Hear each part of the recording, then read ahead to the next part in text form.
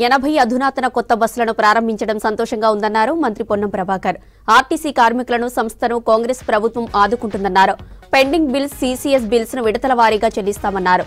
త్వరలో 1000 ఎలక్ట్రిక్ బస్సులను సీఎం ప్రారంభిస్తారన్నారు మంత్రి. మహిళలకు ఉచిత బస్సు ప్రయాణం భవిష్యత్తులో కొనసాగిస్తామన్నారు మంత్రి.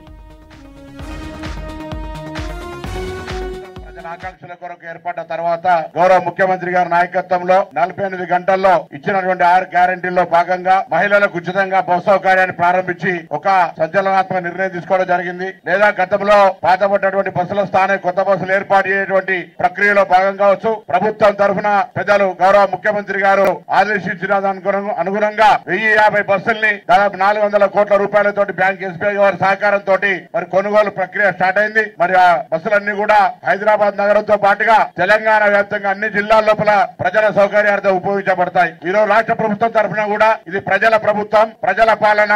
ఆర్టీసీ సంస్థను కాపాడుకోవడానికి కావచ్చు, సంస్థ ఎదగడానికి కారకులైనటువంటి కార్మికులందరి సంక్షేమం మా ప్రథమ లక్ష్యం అనే మాట కూడా ఈ సందర్భంగా మనం చేస్తున్న ప్రభుత్వం.